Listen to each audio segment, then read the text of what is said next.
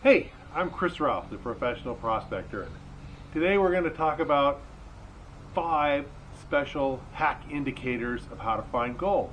Now, you might even go out to an old gold mine site or an area where there's been gold mined in the past, but how do you know what to find there? What's the indicators? What's the things that'll tell you where to find gold? Well, this here's an old hard rock ore car, and we're going to talk about five hard rock gold indicators, hack indicators that'll tell you where to look for gold at an old gold mining site. Now, the first one I want to talk about is the mine dumps. Usually when you go to an old gold mining site, the dumps are the most obvious thing that's still there. Buildings, they may have come and gone. Other things, mill buildings and that kind of stuff, come and gone. But the dumps, the rock that was taken out of the mine, that's still there because nobody's taken it away usually. So when you go to see those old dumps, where would you go look? What would be the indicator that you'd want to take a look at? Well, old gold mining dumps, they'll have quartz and other rock in it. And a lot of times smaller mines, they didn't have their own mill to process the rock. And so they had to sort the ore and ship only what was really good. And a lot of times their sorting process just wasn't that great. So if you can look at places where they had sorting going on, a lot of times the ore that they sorted out as second class is still worth checking out, worth metal detecting or checking out visually, that sort of thing. The other thing that you might find around an old dump is what they call stockpile. A lot of times, like I say, they had to ship their material. Well, when they made a shipment of ore to a mill to be processed, they had to save up. They didn't want to ship 5 pounds at a time.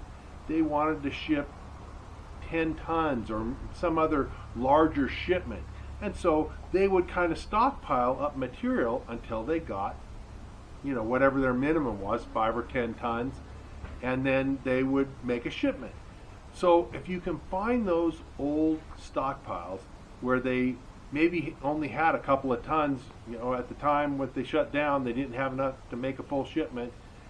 I've done really well in some of those old stockpiles. I mean, a lot of times they have good ore in them. The miners were intending to ship it, but they never got enough to make it worthwhile. So old stockpiles are a really good place to look. This is the type of thing you want to be finding when you're out hunting around old hard rock mine sites. Pieces of quartz or other mineral material liberally sprinkled with gold, and these are examples of pieces found with a metal detector at an old hard rock site. So it's not too impossible to find things like this. They are being found by prospectors regularly. The old miners, they were working in tough conditions and they didn't have a lot of opportunities, and so honestly, they missed quite a bit of material. There are just hundreds of old mine dumps across the western U.S., and they represent a good potential for prospectors to go out and work around the outer parts of the mine dump and find things that the old timers missed. And sometimes, like I showed before, they miss some stuff that's pretty spectacular. Now, you might explore places like this, and one of the things that you want to find is places where the miners put their ore, either in stockpiles or where they were hand sorting it so that they could ship it to a mill site. A lot of small operations didn't have their own mill, and so they had to sort and then ship high grade. And of course, when you were shipping rock to a mill to be processed, you can't send the junk, you have to just send the good stuff. And so a lot of times some pretty decent stuff was left behind in the sorting process, and sometimes you really need to get in there with a metal detector to see the quartz and other pieces that they missed. Now, here's another place. This was a rich district in Nevada that's produced quite a bit of high grade gold specimens, and prospectors have been successful here. This is something, when you go out to an old mine dump, you need to keep your eyes open and kind of figure out, well, what were the miners doing? And I took this picture to show. On the right hand side, you see a metal tube and some pieces of wood. And if you look closely, some dark brown rocks in the area. Well, the miners worked up on top, and down where I'm standing was the road or the wagon trail where the wagons could get to load up with the ore. And this metal tube and some other metal pieces in the area were part of a chute system that the miners who took the ore from the shaft at the top of this mine dump in the picture, they took the ore, they sorted it, and the good stuff they sent down the chute to be loaded into a wagon to be hauled off for a mill. And now it's those dark brown pieces around that loading chute is where you're going to find the best opportunity to maybe pick up some ore, some high grade that the miners missed. So when you get out to places like this, keep your eyes open for loading chutes, for stockpile piles, because there's probably a stockpile area up at the top of this loading chute off to the side of the main dumps, and that's the kind of places that they sorted. So look for the areas where they sorted through the material and where they loaded stuff for any spillage, because that's the most likely place where you're going to be successful. Another indicator hack around old mines is what they call open stopes. Now, most mines, or at least a lot of them, the material that they mined was in what's called a vein. So it's basically like a long, narrow sheet. So it goes deep into the ground, it goes across the ground, but the vein itself might only be comparatively thin. But of course, veins can be anywhere from a few inches to 20 or 30 feet, and sometimes even more. But the thickness is a lot smaller than the length and depth. Anyway, the miners would mine out the vein, and basically it leaves an open cut in the rock, and I'll show you some pictures of that. Miners worked in an area that was called a stope. They literally, where there was a vein, like this picture shows an open area, the open area is where the vein was, and they mined the vein out and then shipped the rock off to be processed for the gold and possibly silver that would be extracted from the ore. And sometimes these stopes can make very interesting places to explore. Although I'm not suggesting underground, I'm suggesting the possibility on the surface. But I wanted you to see what the miners were working with. When we see that the miners might have missed some good ore on the surface and left a few things behind, you can see they were working in pretty rough conditions underground. Here's another shot of some old miners working underground from the 1800s. Anyway, around these open cuts, there is often little small workings that were done when they first got to the vein. And usually, when they first get to the vein, the miners are just trying to get out the best stuff, and they may leave behind some good stuff. Also, if there's a hillside where the vein cuts across, that there'll be rich pieces of ore may have broken off and be in the debris in the soil downhill from that where the vein outcrop was. So where the open stopes are down below them, and the open stope tells you that was a good area that the miners mined out the vein from. And so you'll want to check around there with a metal detector or whatever, because those open stopes were areas where there was good material, and like I say, downhill from them, or any little workings along the vein there, those will be good places. And that's another indicator hack of where you might want to search for gold at an old hard rock mine site. Here's a modern picture of what these stopes look like. You can see that the vein has been mined out of there, and the wall rock on either side left behind. And it's around the edges on the surface of these things. You can see there's little piles and some things like that. Uh, you may have a real good luck searching little piles near the edge of these stopes, and also the hillside slope downhill from the stopes, because where the stope was where the vein originally outcropped. It originally came to the surface, and material as it weathers and gets eroded down the side of the hill, if there were some rich material, it will sometimes roll down the hill as the weathering comes and things get washed away.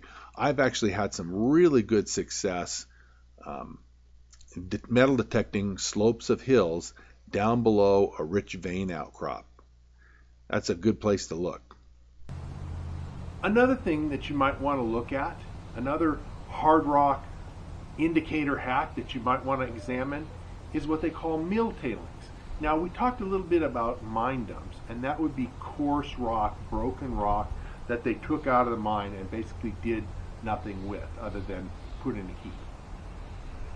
The ore that they processed, they ground to a fine size, and you'll be able to easily see the difference between material that's ground to like a fine powdery sand type of consistency and another material that the mine dump would be rocks of all different size, from a pea or a bean up to fist size, up to sometimes even several feet. You might find chunks of rock on an old mine dump.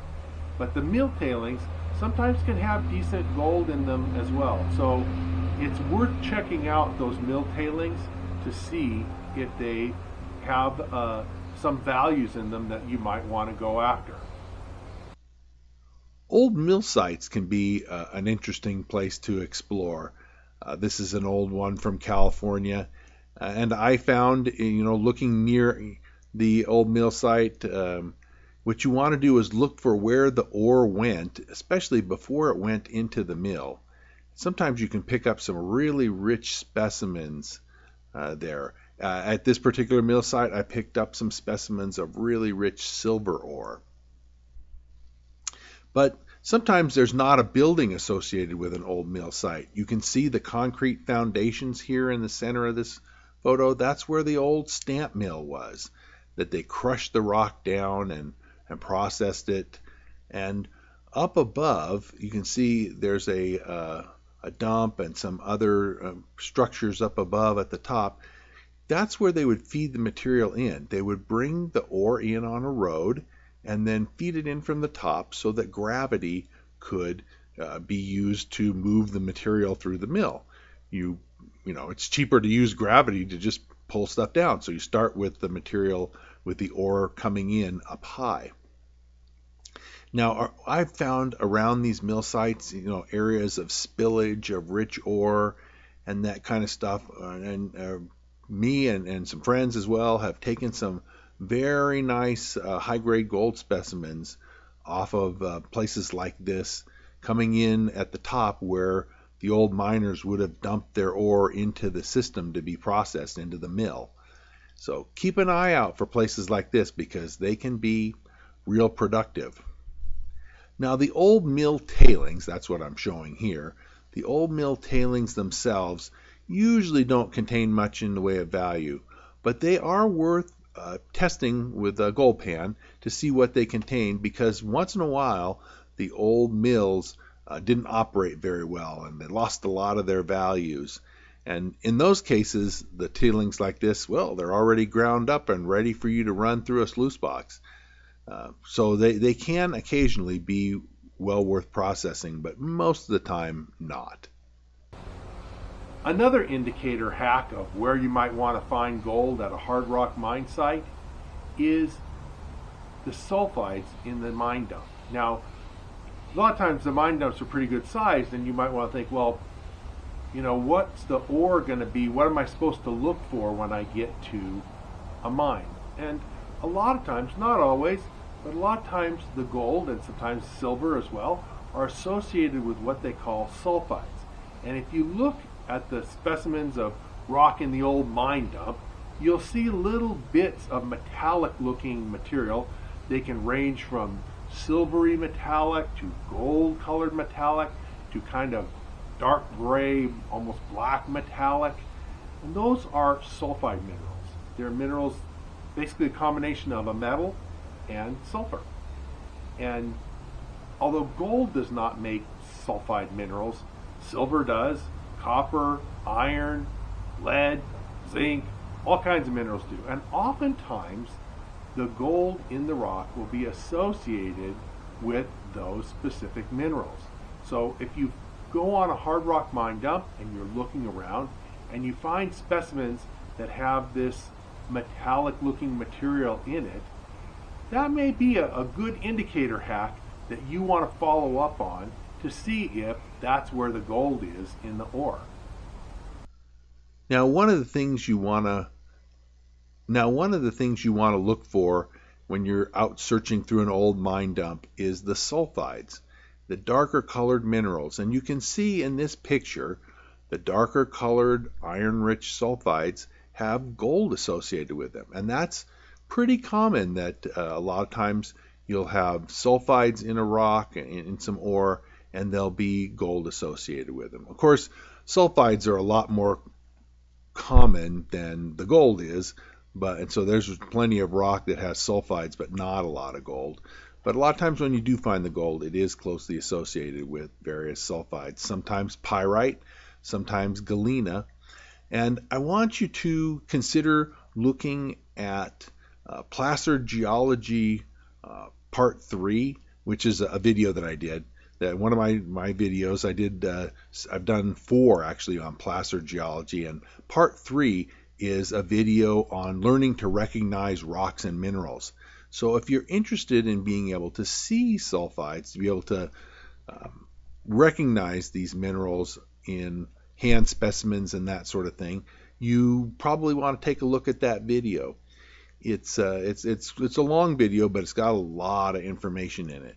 Now, sulfides, generally speaking, there are exceptions, most of them have a kind of a metallic look. Pyrite is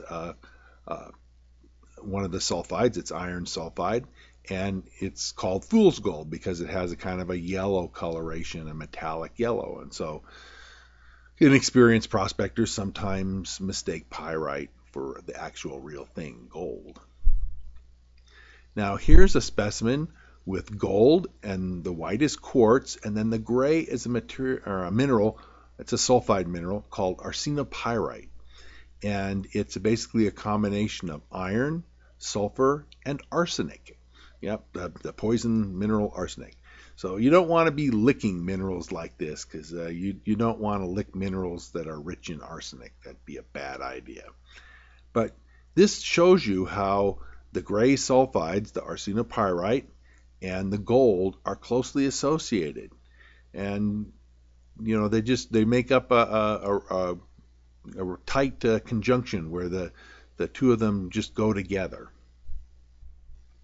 Here's some specimens kind of showing gold and iron. You can see the brown and rusty colors, and how the gold in a lot of these specimens is closely associated with the iron minerals in the rock. Now, this is a silver sulfide. It's called canthite or argentite in some older reports. And a lot of silver minerals tend to have a black or black sooty kind of appearance. This is, like I say, silver sulfide. And this is polybasite, which is another silver-rich mineral that has a black coloration and is common in a lot of ores. And then this is stephanite, another sort of silver ore specimen of it, that these minerals are very rich in silver. And finally, this is the type of specimen you might see on an ore dump. The black sooty stuff is that's a canthite, argentite material, so it's very rich in silver. The other, if you see any kind of metallic yellow looking stuff, that's really not gold, that's probably pyrite. But this is the kind of specimen you might find on an ore dump, and it would be valuable to take with you. This is actually some very high grade ore. Another indicator hack that I like, it's kind of an interesting oddball one, is what I call roads that lead to nowhere. And you think, well, why would a road that leads to nowhere be worth following up on as an indicator hack of where to find gold? Well, a lot of times there were little prospects around a mining area. If you were in some mining district and maybe there's a core area where there's a lot of mines, but the miners would go out into the surrounding areas and look for other deposits, additional veins, or areas where they might be picking up gold or silver. And those early mines, maybe they were a little bit successful, maybe they found a little bit, maybe they didn't find a lot, but there'll be these roads that go out to them, and maybe nobody's been on that road for 10 years. And so it looks like a little road that goes off to nowhere. And I've actually had good success, even through Google Earth, in places where there's not a heavy tree cover. Now, in California, where there's lots of trees in the forest, following those roads that seem to lead to nowhere, you can't really do it from Google Earth because the trees cover up everything. But in the deserts, Arizona, Nevada, some other places, you follow those roads that lead to nowhere, and oftentimes as you're following it on Google Earth or something like that, you'll see, oh, well, it's leading to a little old mine site. And those are the kind of obscure mine sites that you might want to check out and prospect for yourself and see if you can get something good out of it. Now, I mentioned roads that lead to nowhere. And a lot of times, that may sound kind of funny, but they may lead to patches and where there's nuggets have been found, or old hard rock sites. And sometimes following these things, especially when you're out in the desert and you can actually look at this road on Google Earth and see where it goes. You don't even have to actually go out there. You can follow the road on Google Earth because there's so little in the way of vegetation that you can just use Google Earth to follow and where it goes, and follow a number of these roads. A lot of times they lead to old prospects or areas where people have been successful finding nuggets. This is out in Australia, and the Australian guy who went out there with us was very concerned about people being able to trace us on some of these roads, that he said people would follow him and try to find where he found his gold. And so roads that lead to nowhere are actually usually roads lead to somewhere, and sometimes somewhere really good. A lot of times those little roads lead to workings like this, little old prospect pits that the miners did back in the day. And these things, the miners in these little workings like this, they weren't very efficient. They didn't have a lot of resources. They couldn't spend a lot of time out in the middle of the desert, in the middle of nowhere. So they got what they could in the way of rich stuff and then got out of there. And sometimes they left some nice specimens and nice bits of gold behind that you can find with a metal detector. Now, I've mentioned hard rock mine sites. One of the things I want to mention as a part of that is the danger of mine interiors. Now, this is really not a hack to help you find gold, but it's a warning. A lot of times, miners, they weren't in the business of leaving lots of known rich gold inside their mine. Now, sometimes they did, unknowingly leave rich stuff, but there's a lot of dangers inside old mines. And so my suggestion to you is to stay out of the old mines, and unless you really know what you're doing, and I generally stay out of old mines myself just because the dangers involved. Sometimes you can step on things that look solid, and you'll find out it's an old rotten piece of wood with a little bit of gravel on top of it, and next thing you know, you're falling down a shaft 100 feet deep, which probably would be fatal. Finally, I want to warn you about going inside old abandoned mines. Mines are dangerous, and a lot of people think that there's some kind of special treasure inside every mine, and they're going to go look for it. Well, I got to tell you that the old miners, they didn't leave anything behind that, well, at least they didn't leave stuff behind intentionally. They sometimes left some really good stuff, but usually The good stuff is they brought it out of the mine and sorted it, and they might have left it behind on the dump. And so for most people, I really urge you to stay out of abandoned mines, out of the inside. You know, if you look at something like this and you think, wow, that looks great, that looks really inviting, you're making a mistake. This looks dangerous. This is looking like a cave-in waiting to happen. So, uh, be careful around old mines. I would urge you to focus the bulk of your efforts on the outside. Sometimes getting too close to the edge of old workings can be really dangerous. This deep hole down through some gold-bearing gravels was something that was put in the early days, and if you get too close to the edge and make one wrong step and whoops, there you go, you're going to be falling to your death. Even large open pit mines, if you get too close to the edge of steep workings, a slip and a fall can mean serious injury or death. So that's the thing about old mines. You need to be careful because there are dangers around them. Even on the surface, you need to keep your wits about you. So anyway, stay out of old mines, be careful, but old mine sites can be interesting. The hillsides, the old mine dumps, the open stopes, some of those areas can be really productive. Oh, and I mentioned the ore stockpiles that never got shipped and ore sorting areas.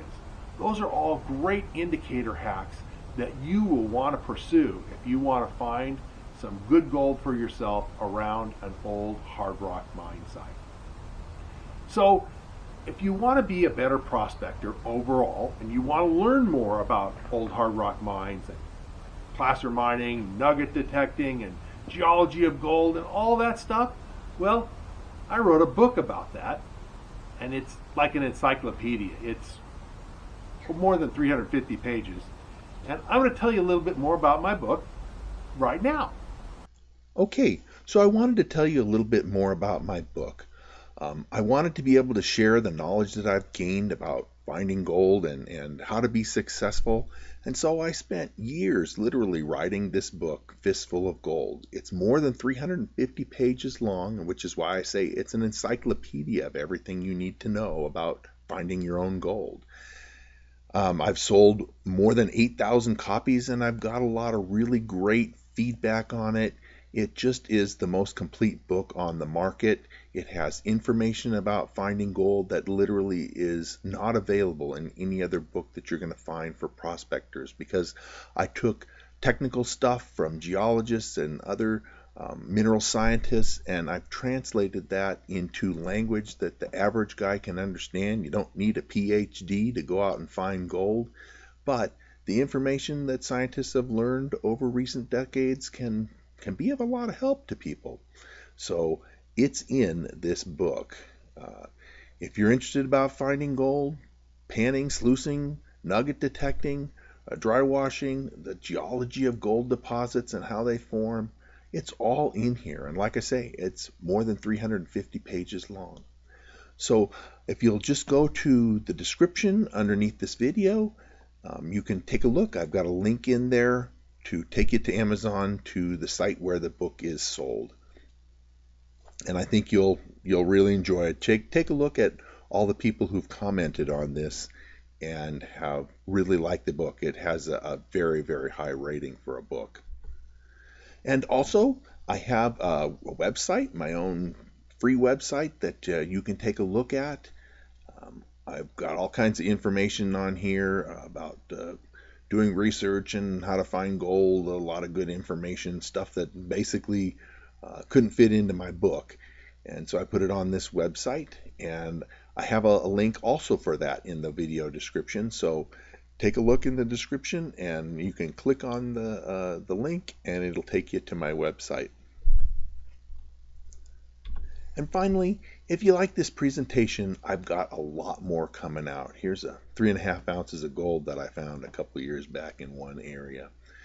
I've got a lot more of these videos coming on gold, gemstones, hard rock, placer, a lot of metal detecting. There'll be lots of metal detecting stuff. So if you really enjoyed this, click the subscribe button and then tick the notification bell off, and YouTube will let you know when I publish new stuff. And hit the like button as well.